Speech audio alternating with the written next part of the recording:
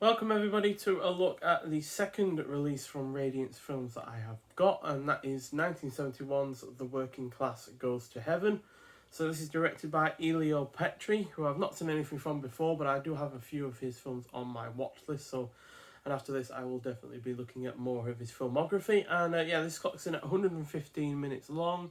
It's a political drama film, stars Gian Maria Volonte, hope I'm saying that right, who was the main villain in both A Fistful of Dollars and For a Few Dollars More, as well as being in Le Cercle Rouge and Wake Up and Die, two other really rather good efforts. And it also stars Mariangela Malato, who was also in Flash Gordon, not a small role at all either. So nice to see that she was still getting work 9 years after this.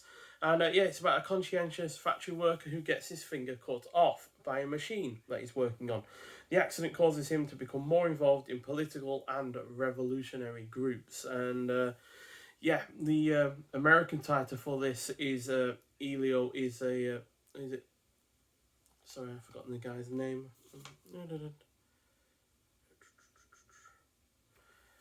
Lula, that's it.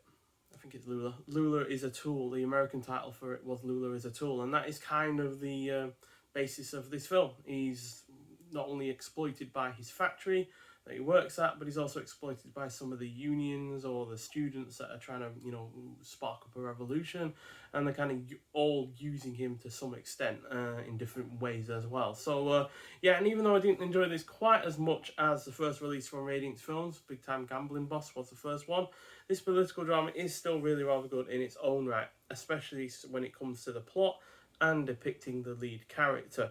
The score by Ennio Morricone is also great, and it is really well edited and shot. The cast is effective.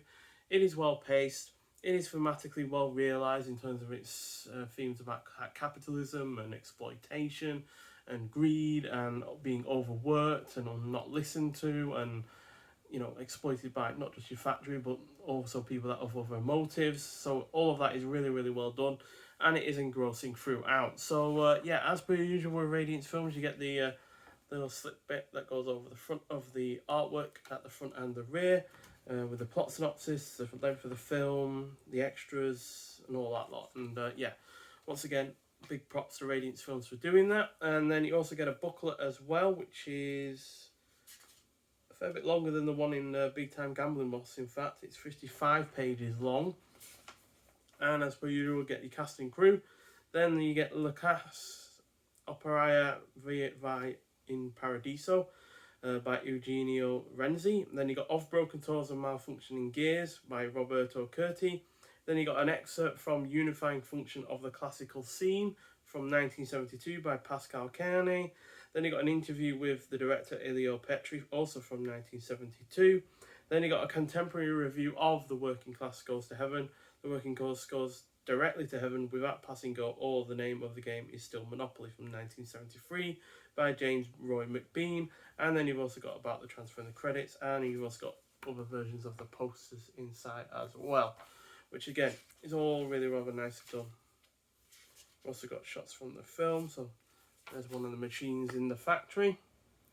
Doesn't exactly look very safe to me. There's another poster. And there's another one. I actually like all of the different kind of posters that this had going on for it, to be honest.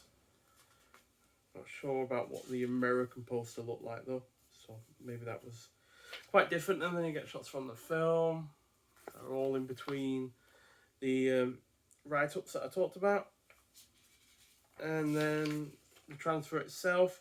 So unlike Big Time Gambling Boss, which was basically an MP4 file that had been sent over via Toei, this was scanned in 2K from an interpositive and restored color graded by Studio Cine Rome in 2020. An additional color correction was performed by Radiance Films themselves in 2022 with a video transfer of a 35mm release print used as a color reference. The original mono soundtrack was restored by Radiance Films in 2022 from a digital track transferred from a 35mm optical soundtrack positive.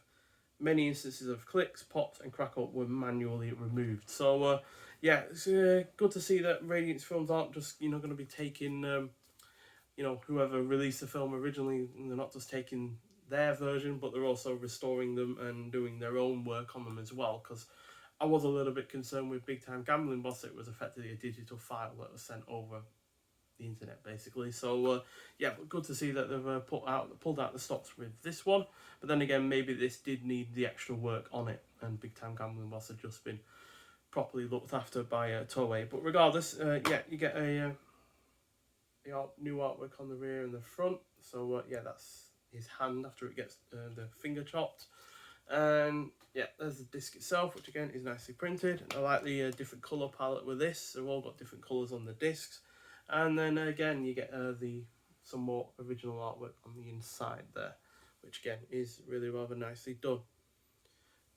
So yeah, you get the choice basically to choose between the new artwork and the original artwork, which is always a good thing as far as I'm concerned. So yeah, really good release. Not, like I said, as great as a film as Big Time Gambling Boss, but then again, I guess I am more into that kind of film at the moment, as I am going through the Zatuchi series. And yeah, that's the same kind of era, the same kind of, you know, Yakuza kind of vibes that are going on with both of those films, so, or that series and that film. So yeah, but still, really, really solid effort. 4 out of 5, so only half a star less than Big Time Gambling Boss, so hardly a a massive downgrade in quality. And I'm sure upon a rewatch or a watch with someone else, I might well enjoy this even more. So yeah, really, really good effort, and just shows that now that Radiance Films have 2 out of 2 for their films. I won't be getting all of their films, not immediately, that is, as there are a few releases that I'm not entirely sure about, so I'll probably physically rent them or rent them on streaming first before getting them. But yeah, definitely a company that is knocking it out of the park at the moment. And like I said in my other review of the first Radiance Films release, I do have their half-year subscription, so gonna have plenty more coming from them at some point, if not immediately. So yeah, nonetheless, though, thank you for watching. I'd like to hear your thoughts on this film if you've seen it, and nonetheless, I'll see you in the next one. Bye.